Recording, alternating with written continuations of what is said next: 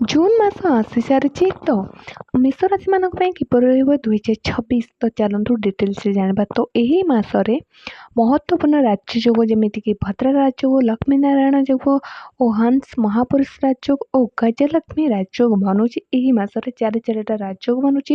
ତ ଏହାର ପ୍ରଭାବ ଆପଣଙ୍କର ଜୀବନରେ ବିଭିନ୍ନ କ୍ଷେତ୍ରରେ ସକାରାତ୍ମକ ପ୍ରଭାବ ଆଣିଦେଉଛି। ତ ଚାଲନ୍ତୁ ଜାଣିବା କେଉଁ କ୍ଷେତ୍ରରେ ଆପଣଙ୍କୁ କ'ଣ ପ୍ରଫିଟ୍ ମିଳୁଛି। ଦେଖନ୍ତୁ ଗ୍ରହର ପରିବର୍ତ୍ତନ ହେଲେ ଏହା ଆମର ମାନସିକ ଉପରେ ଚାପ ପକାଏ, ମାନେ ମାନସିକ ପରିବର୍ତ୍ତନ ଆଣିଥାଏ। ମାନସିକ ଦ୍ୱାରା ଆମେ ଆମର କର୍ମ କରିଥାଉ ଓ କର୍ମ ଆମର ଭାଗ୍ୟ ନେଇଥାଏ। ତ ଚାଲନ୍ତୁ ଜାଣିବା ଏହି ମାସରେ ଗ୍ରହ ଗୋଚର ଆପଣଙ୍କ ଉପରେ କ'ଣ ଇଫେକ୍ଟ ପକାଉଛନ୍ତି। ତ 5ଟି ଗ୍ରହ ଗୋଚର ଯେମିତିକି ସୂର୍ଯ୍ୟ, ବୁଧ, ମଙ୍ଗଳ, ଶୁକ୍ର। ସବୁଠୁ ବଡ଼ ପରିବର୍ତ୍ତନ 2 ଜୁନ୍କୁ ହେବାକୁ ଯାଉଛି। ବୃହସ୍ପତି କର୍କରେ ଉଚ୍ଚ ହେବେ। ତ କ'ଣ ରେଜଲ୍ଟ ଦେବେ ଚାଲନ୍ତୁ ଜାଣିବା। ଆପଣଙ୍କ ଜୀବନରେ ଏବେ 7.5ର ପ୍ରଭାବ ମଧ୍ୟ ରହିଛି ଫାର୍ଷ୍ଟ ଷ୍ଟେଜ୍ର। ତ ହେଲ୍ଥ ଆପଣ ପ୍ରଥମେ ଜାଣିନେବା ଆପଣଙ୍କ ହେଲ୍ଥ କିପରି ରହିବ। ହେଲ୍ଥର ସମୟ ହେଉଛନ୍ତି ମଙ୍ଗଳଦେବ ମେଷ ରାଶିରେ ରହିବେ 15 ପର୍ଯ୍ୟନ୍ତ। ତ ଫିଟ୍ ଆଣ୍ଡ ଫାଇନ୍ ଆପଣ ରହିବେ। ମଙ୍ଗଳ ଯେହେତୁ ଗରମିର କାରଣ, ତ ଗରମ ଜିନିଷକୁ ଆପଣ ଏହି ସମୟରେ ଆଭଏଡ଼ କରନ୍ତୁ। ରେଡ଼ି ପଟ୍ଟିର ଖାଦ୍ୟ ଖାଆନ୍ତୁନି, ନଚେତ୍ 6-7 ଦିନ ଆପଣଙ୍କ ପେଟ ସମ୍ବନ୍ଧୀୟ ଆପଣମାନଙ୍କ ହେଲ୍ଥ ଫିଟ୍ ଆଣ୍ଡ ଫାଇନ୍ ରହିବ। ତ ଧନ ଦେଖାଯାଏ ତ ଫାଇନାନ୍ସ କିପରି ରହିବ ଏହି ମାସରେ। ତ ସୂର୍ଯ୍ୟଦେବ ଧନ ଭାବରେ ସ୍ୱାମୀ, ଶୁକ୍ରଦେବ ତୃତୀୟ ଭାବରେ ରହିଛନ୍ତି। ଧନର ସ୍ୱାମୀ ଶୁକ୍ରଦେବ ଯେହେତୁ ତୃତୀୟ ଭାବରେ ଅଛନ୍ତି ବୁଧଙ୍କ ସହିତ, ତ 2ଟି ବଡ଼ ଧନ ଲାଭ ହୋଇପାରେ। ଏକ୍ସଟ୍ରା ଇନକମ୍ର ଯୋଗ ମଧ୍ୟ ରହୁଛି। କୌଣସି ବଡ଼ ଡିଲ୍ ହେବାର ସେଲ୍ ମଧ୍ୟ ଆପଣଙ୍କର ବଢ଼ିବ। କୌଣସି ଜଣାଶୁଣା ଲୋକଙ୍କ ଠାରୁ ମଧ୍ୟ ଆପଣ ପ୍ରଫିଟ୍ ପାଇପାରନ୍ତି। ଏହି ମାସରେ ପୁରା ଫୋକସ୍ ଆପଣଙ୍କର କାର୍ଯ୍ୟକ୍ଷେତ୍ରରେ ହିଁ ରହିବ। କୌଣସି ଖୁସି ଖବର ପାଇପାରନ୍ତି। 1ରୁ 15 ଜୁନ୍ ମଧ୍ୟରେ ଖର୍ଚ୍ଚ ମଧ୍ୟ ରହୁଛି। ଧନ ଖର୍ଚ୍ଚ ହୋଇପାରେ, ନଚେତ୍ ପୁରା ମାସ ଧନର ଫ୍ଲୋ ଆପଣମାନଙ୍କ ପାଇଁ କାଫି ଭଲ ରହୁଛି।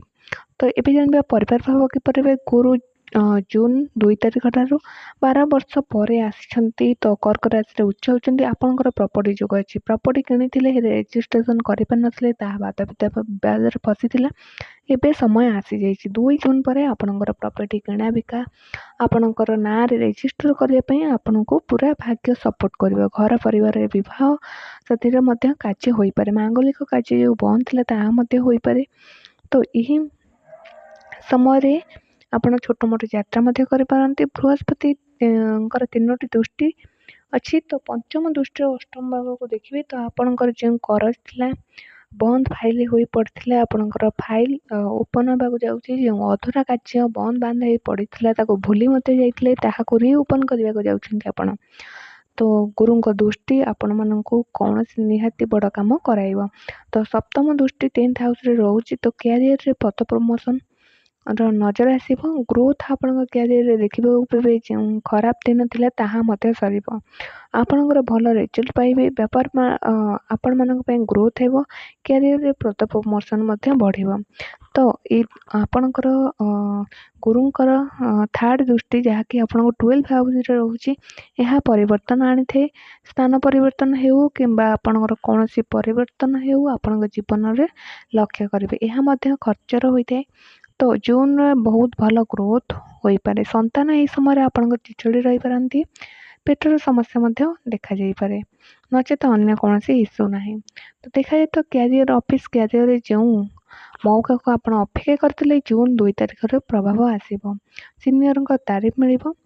ଲଭ୍ ରିଲେସନ୍ ଯେଉଁମାନେ ବି ଅଛନ୍ତି ସେମାନଙ୍କ ପାଇଁ ବହୁତ ଭଲ ରହିବ ମାସଟି।